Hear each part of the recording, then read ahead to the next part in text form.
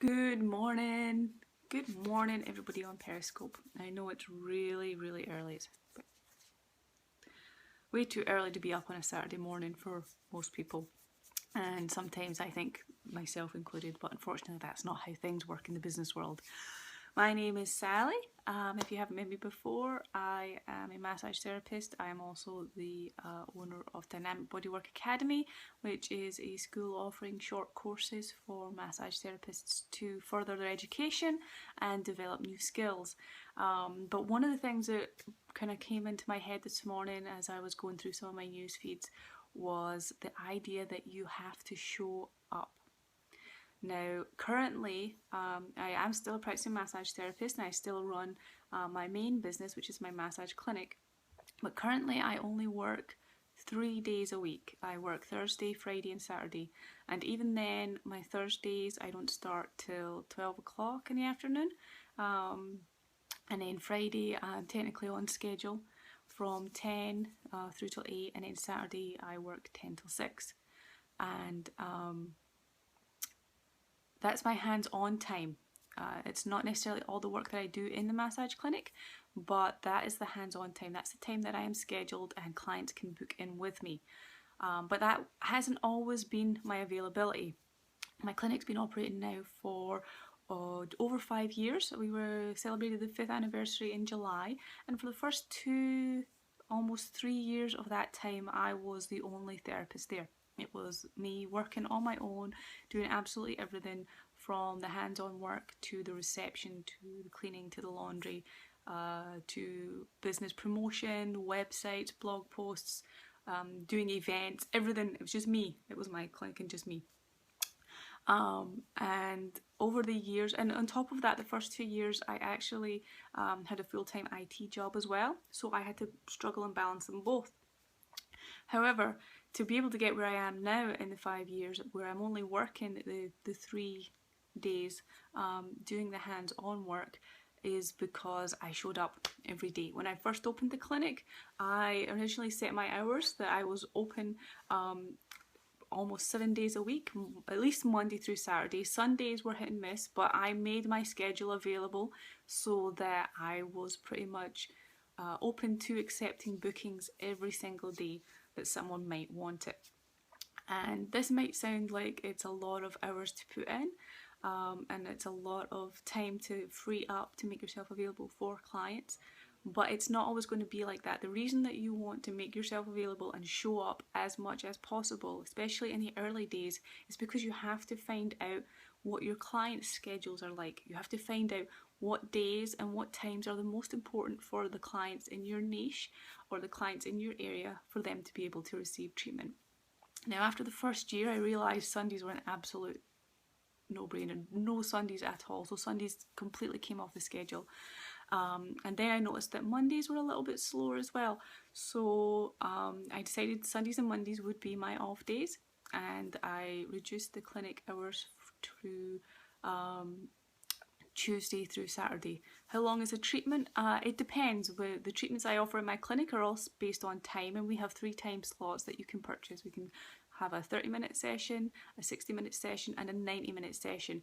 However, the time that is dedicated to for a therapist is an extra 30 minutes. So if you have a 30-minute session, then that takes up an hour of the therapist's time because they have to do the preparation prior to the client coming in. You have to do the intake and the assessment with the client.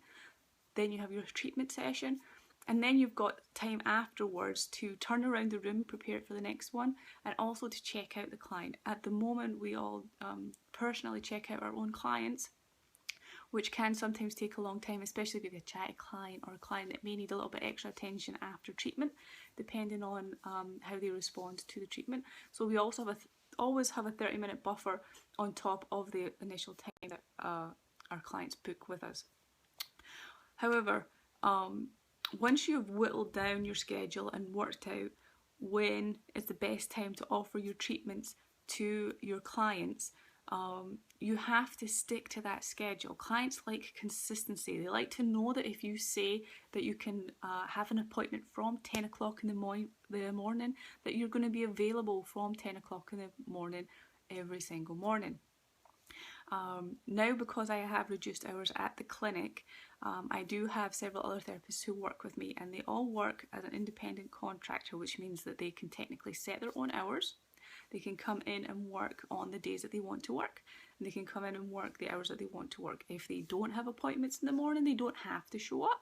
If they don't have appointments in the evening, they don't have to stay. However, the most important thing is that you show up in the early days and build your clientele. There's no point in saying that you're going to work from 10 in the morning till 6 in the evening, but only show up from 2 till 4 because that's the only time that you have appointments. Things don't work like that in the business world. What are the prices? Prices are going to depend on the area that you work. Generally, for the area that I'm in, we tend to charge, the average is about £40 for a 60-minute session.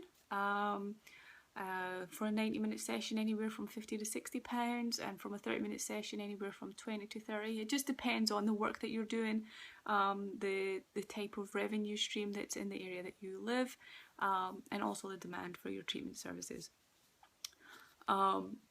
So what I try to explain to my independent contractors, especially in the early days when they're sitting around and they're starting to get bored because they don't have clients, and then they decide that they're not going to come in or they're not going to do any promotion because they've got this free time and they can come and go as they please. But then a couple of weeks down the line, they will complain because they're not making the money that they see me making, or they're not getting the bookings or the clients or the consistency that they see me having. And that is because I was there in the early days. I was there actually from 7 o'clock in the morning. In the first couple of years of business, I was there 7 o'clock in the morning. The doors opened at 10, so I was available if clients decided they wanted to call prior to the clinic opening. I was there to answer their calls, and then I was right through till 8 o'clock in the evening. Can they build clientele outside of work? Of course they can. Everybody you meet is a potential client.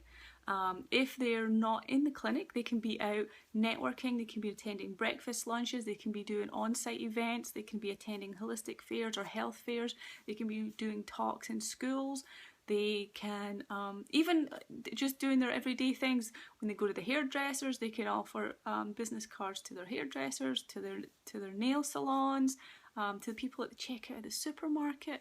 Everybody that you speak to is a potential client, and there's always an opportunity to share what you do. And not necessarily, I'm a massage therapist and I'm a brilliant massage therapist and I'm going to make you feel great. What you do is you cater your discussion to show them the benefits that they could have. Oh, you talk to the checkout clerk. Oh my, it must be difficult being on your feet all day. You must get really sore back at times. Generally we see a lot of people who work at the checkouts, or a lot of people who stand on their feet all day come in with lower back pain. That's something that we deal with a lot. Maybe a massage is something that you would consider doing in the future.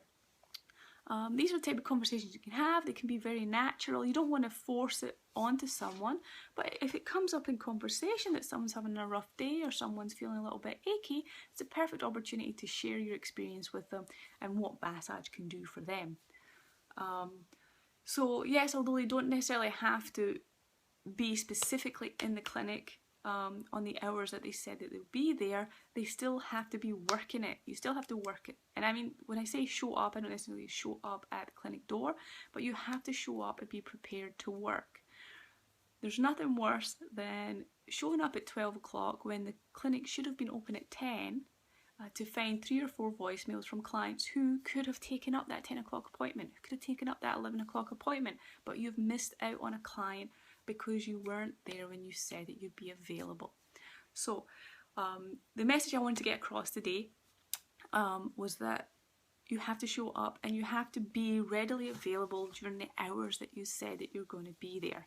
So when you set your schedule, although you may not necessarily be sitting at the clinic waiting for someone to show up, you have to be available by email, you have to be available online, you have to be available by phone, or you have to have someone taking those calls for you to make sure that you don't miss out on clientele, because the first couple of years in your business are the most important.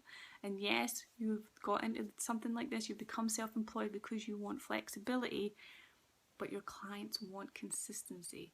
So you have to find the balance between consistency and flexibility and make it work for you. I hope this has helped. If you have any questions, you can drop me an email, sally@dynamicbodywork.co.uk. Visit our website, dynamicbodywork.co.uk, or you can find us on Facebook. Yeah, so any questions about building your clientele or building your massage business, please let me know. I'd love to hear from you, and make sure you get up to date and you are ready to bring it. Bye.